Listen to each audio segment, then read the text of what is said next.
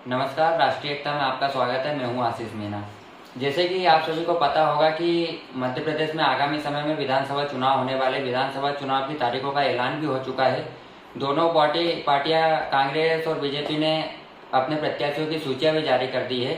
खातेगांव विधानसभा की सूचियां भी जारी हो चुकी है। एक तरफ वर्तमान विधायक आशीष शर्मा को टिकट देकर मैदान में उतारा गया है, वहीं दूसरी तरफ पूर्व मुख्यमंत्री स्वर्गीय कैलाश जोशी के पुत्र दीपक जोशी को मैदान में उतारा गया है। दोनों ही प्रत्याशियों का काफी ज्यादा विरोध देखने को मिल रहा है खातेगांव विधानसभा में। इसी बीच खातेगांव विधानसभा से मजबूत दावेदारी पेश करने वाले संतोष जी मीना आज हमारे बीच उपस्थित है। उनसे हम चुनावी चर्चा करने वाले हैं। तो संतोष जी, पिछले कई दिनों से आपकी मजबूत दावेदारी मानी जा रही थी, तो ऐसे क्या कारण रहे, ऐसी क्या परिस्थितियां बन गई कि आपको टिकट नहीं मिल पाया? देखिएगा, ये खातेगांव विधानसभा 173 जो है, ये खातेगांव स्वयं विधानसभा है। और रही मेरी बात मजबूत दावेदारी की, मेरी दावेदारी मजबूत नहीं थी, यहाँ के कार्यकर्ताओं की दावेदारी मजबूत थी। इस क्षेत्र के सैकड़ों कार्यकर्ता ऐसे हैं जिन्होंने इस भारतीय जनता पार्टी के कमल के फूल को कीचड़ में खिलाकर उसे मजबूत करने का और सुरक्षित करने का काम करा। ऐसे सैकड़ों अनेकों कार्यकर्ताओं के द्वारा जो क्षेत्र में बार बार मांग उठ रही थी कि आप जैसा एक व्यक्तित्व इस क्षेत्र के अंदर चाहिए जो इस क्षेत्र की जनता का भला कर सकता है। आज इस विधानसभा के अंदर हमारा सबसे अधिक किसानों का बाहुल्य क्षेत्र है। ये किसानों में से हमारे कई सैकड़ों पार्टी के कार्यकर्ता थे। वो चाहते थे कि किसान का बेटा इस क्षेत्र के अंदर आए और इस क्षेत्र के किसानों की समस्याओं का हल करे। इस क्षेत्र के युवा चाहते थे कि एक कोई ऊर्जावान युवा और ईमानदार व्यक्ति इस क्षेत्र के अंदर आए जो युवाओं की बेरोजगारी को दूर करे।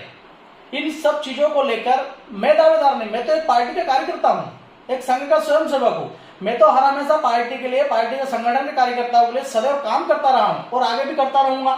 निश्चित रूप में इस क्षेत्र के लोगों की दावेदारी थी और स्थानीय प्रत्याशी की इस क्षेत्र के लोगों की मांग थी, एक किसान के बेटे की मांग थी। इसी को लेकर मैंने पार्टी में अपना आवेदन पेश करा प्रदेश सरकार, प्रदेश संगठन को, केंद्र संगठन को।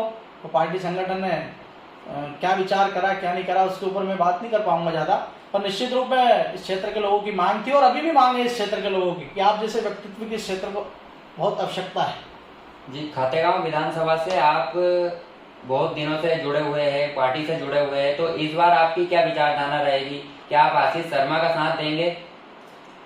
मैं भारतीय जनता पार्टी का एक कार्यकर्ता हूँ, संघ का स्वयंसेवक हूँ और ये विधानसभा खातेगांव क्षेत्र जो है पिछड़ा वर्ग बाहुल्य विधानसभा है। किसानों से और भी अन्य वर्गों से इस क्षेत्र का बहुत मजबूत मतदाता है इस क्षेत्र के।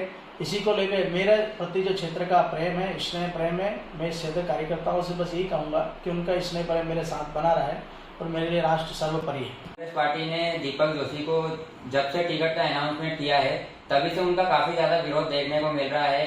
बीते दिन ही दीपक जोशी का खातेगांव में काफी ज्यादा विरोध हुआ था। उन्हें काले झंडे दिखाए गए थे, उनकी गाड़ी का कांच तक फोड़ दिया गया था। तो इस पर आपकी क्या विचारधारा, इतना ज्यादा विरोध क्यों हो रहा है? देखिएगा, क्षेत्र के लोगों की, बीजेपी हो चाहे भाजपा हो, कांग्रेस हो चाहे बीजेपी हो, दोनों दल की एक ही मांग रही कि कोई भी स्थानीय चेहरा मिलना चाहिए। मैंने आपको पूर्व में बताया था, निश्चित रूप में इस क्षेत्र के लोग लंबे समय से हमारे बीच का व्यक्ति जो कहीं ना कहीं क्षेत्र में काम कर सकता है, जनता के बीच में मजबूती से लोगों की जन समस्याओं का निवारण कर सकता है, ऐसे व्यक्ति हर हमेशा मांग रही है। और जिस तरह की स्थितियाँ कांग्रेस के अंदर जो हो रही है, ये तो आप सब लोग जानते हैं। कांग्रेस की आपसी जो लड़ाई है वो आपसी लड़ाई का रिजल्ट है। मध्य प्रदेश देख लो उठा के, आज आप कमलनाथ को उठा के देख लो, दिग्विजय सिंह जी को देख लो, इन लोगों की जो आपसी जो मनमुटाव है, जिस तरीके में केंद्र से लगा के निचले स्तर तक की जो लड़ाई है, वो आप सब लोग देख ही रहे हैं किस तरीके की स्थिति निर्मित। कहीं किसी प्रकार का कोई इसमें बीजेपी का या दुनियादारी का किसी प्रकार का कोई इंटरफेयर नहीं है। ये तो इनकी स्वयं की आपसी खुद के अपने हित की लड़ाई लड़ रहे हैं और ये लड़ाई उनकी लड़ते आए हैं और आगे भी लड़ेंगे। उसमें कोई कहीं किसी प्रकार की सफाई देने की या कहने की जरूरत नहीं है। आने वाले समय के लिए आपकी क्या रणनीति है? क्या आप किसी पार्टी में जाने का मन बना चुके हैं या फिर निर्दलीय चुनाव लड़ने पर आपका कोई विचार? मेरा सिद्धांत राष्ट्र के प्रति रहा है, मेरे भाव राष्ट्र के प्रति आज है और आजीवन रहेंगे। आज हमें इस देश के अंदर एक ईमानदार संघ के स्वयंसेवक जिन्होंने जमीन स्तर पे काम कर आज जीरो से शिखर तक जाने का काम करा और संपूर्ण भारतवर्ष की व्यवस्थाओं को सुधारने का काम करा। ऐसे हमारे देश के नरेंद्र मोदी जी, सम्मानित नरेंद्र मोदी जी के नेतृत्व में हम सब लोग उनकी प्रेरणा के साथ काम कर रहे हैं।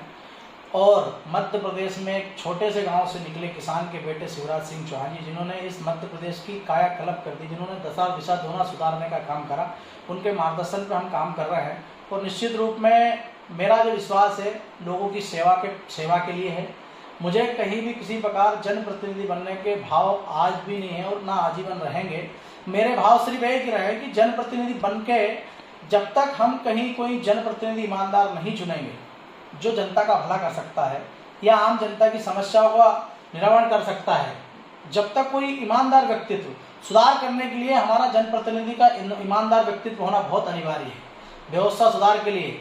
तो इस प्रकार की जो स्थितियां हैं आज पूरे भारतवर्ष में सम्मानीय देश के प्रधानमंत्री आदरणीय नरेंद्र मोदी जी ने देश की दशा दिशा और देश का गौरव बढ़ाने का काम करा है। मध्य प्रदेश के मुख्यमंत्री शिवराज जी ने किसान को और आम जनता का भी उनका समस्याओं को सुनकर उनकी समस्याओं का निवारण करा है। निश्चित रूप में मैं तो संगठन के लिए काम कर रहा हूँ और आगे भी करता रहूँगा। और क्षेत्र का जो कार्यकर्ता है वो जो निर्णय लेगा उस निर्णय के साथ में खड़ा हूँ, क्योंकि कार्यकर्ता ही नेता की ताकत है। निश्चित रूप में इस क्षेत्र के जो सैकड़ों कार्यकर्ता मेरे साथ हैं इस विधानसभा खातेगांव 173 के, उनके निर्णय के साथ और उनके संकल्प के साथ और उनकी मेहनत के साथ में मजबूती से इस विधानसभा के साथ खड़ा हूँ। उनका जो निर्णय रहेगा उस निर्णय के साथ में हूँ। जी, जैसा कि खातेगांव विधानसभा में मीना समाज, पवार समाज, यादव समाज बहुत सारे वोट है, इसके बाद भी दोनों ही पार्टियों ने ब्राह्मण समाज को कैसे मतलब टिकट दे दिया? इस बात का मुझे दुख भी है और खेद भी है।